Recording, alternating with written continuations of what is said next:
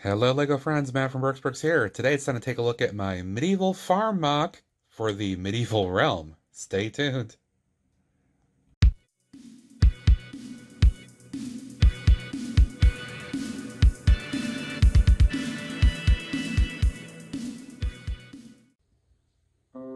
Okay, we're going to get right into it here because there's a lot of stuff to cover on this plate of good times here.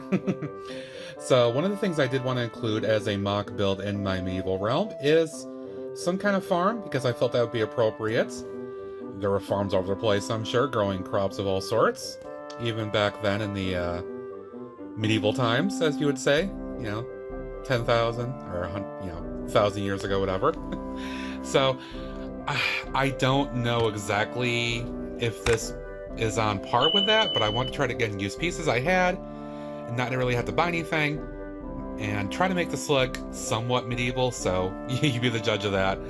So first thing you can see here, crops. I want to have a variety of crops, so I've got some carrots in the ground. I have a bunch of carrot pieces, so before you start commenting, oh, why didn't you use carrot pieces? I have them. But I didn't like how they would have looked stuck up in, on the ground over everything else here. So I just decided to use a single orange stud and then put the other pieces on top here to make it look like carrots that are sprouting.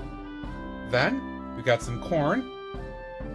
Now I know LEGO came out with that corn piece just this year with the farm set, and they just, as of the recording of this video, put it on the Bricks and Pieces website for $5 US a single piece. And that's pretty ridiculous in my opinion. So I'm honestly very content with this technique. I think it looks pretty good. I don't think you can question that that looks like stalks of corn that are growing out. So there's that. This next section right here, this I borrowed right from Robin Hood Bricks when he built his farm in his little city over in his channel a while back. These are wheat stalks, and I think they look pretty good. That one laying down as deliberate because of how I spaced these out, and I didn't have quite enough to finish off. I ended up putting a couple of pumpkins in here too, just for the sake of some more color, excuse me.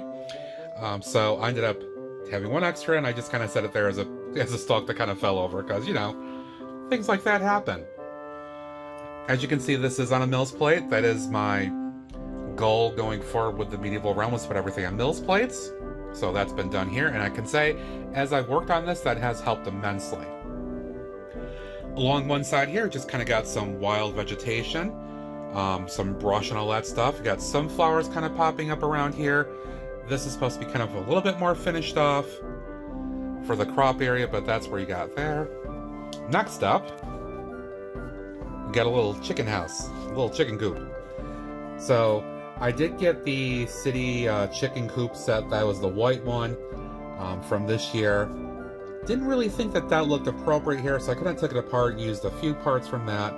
But what you got is this really cool little thing here that I felt looked a little bit more built from clay and mud and all that kind of stuff. It felt a little bit more appropriate. I'm going to go ahead and remove this just to show you what it looks like inside.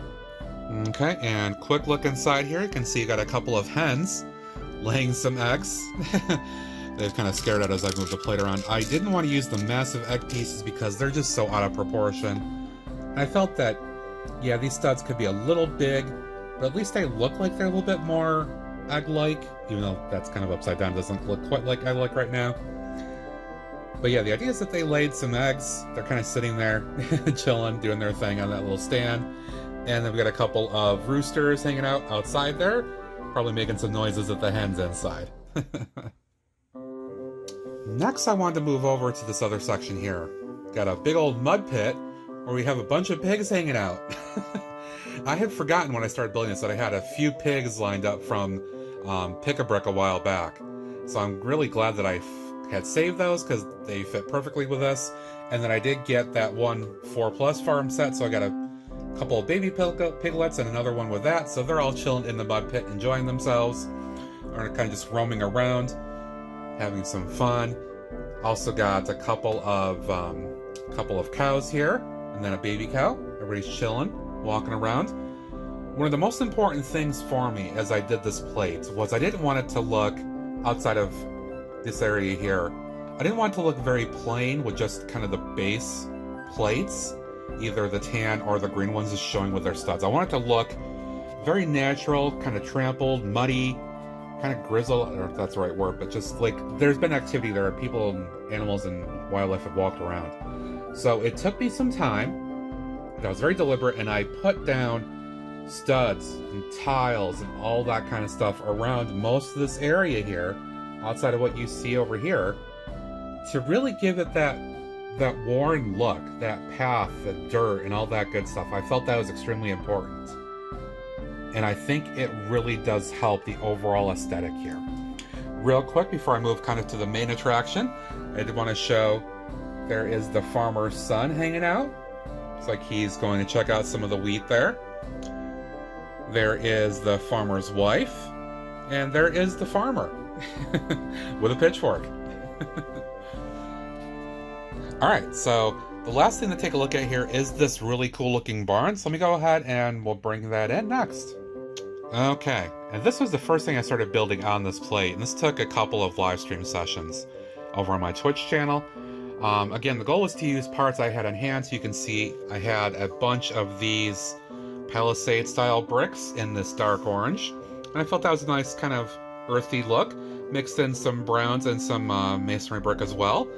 And I wanted to put a couple of just open windows in here, so I just used these curved ones, just open, as I felt that looked appropriate. I did mix in a couple of other things in the back here as well, and on the side. So it looks just kind of mixed up enough to give it the look that it's fairly homemade, I guess you could say. It's not like industrial or anything like that. It looks like it could come from those times. I did get a bunch of these dark red slope pieces on the pick-a-brick wall a little while back, and I didn't know where to use them, and then I started this project and I figured this was perfect. Excuse the cat hair on there. I have cats, they walk around on my building table. So I think that color looks pretty good. It looks a little bit in line with the earthy color of the barn. I put a couple of flags on there just for decoration. I don't know if they would have that or not, but I thought it looked good. Let me take this off because this roof is modular. Ooh, and look what we've got inside. Oh, we got a family of sheep hanging out here. Oh, look at that. So I did do some greebling inside, so we got like some straw and some hay, some mud and patches of stuff, all kind of hanging out around there. I did build some doors. They're a little flimsy here, but I wanted to do this technique where I could shut them. It does catch a little bit here, so pardon me on that. Where I could shut them like so, and that's the look you have. So they look like big wooden doors. Now, granted, when I have this on display, these are just going to be open, just kind of hanging out. See, that's what you're going to see from that perspective. So you can see the sheep are hanging out inside the barn. I did want to build a small second level there, so I got just some random stuff, some hay, bales, and all that kind of stuff just sitting there. I just wanted to make it look like it's kind of busy. And then there's the ladder to get up there. So that is the barn in a nutshell. And with that, that's a look at my Lego medieval farm mock build for my medieval realm. Pretty happy with this overall. It does look pretty detailed, pretty busy, as those of you that know what him would say, packed and stacked, Mr. Robin Hood Bricks.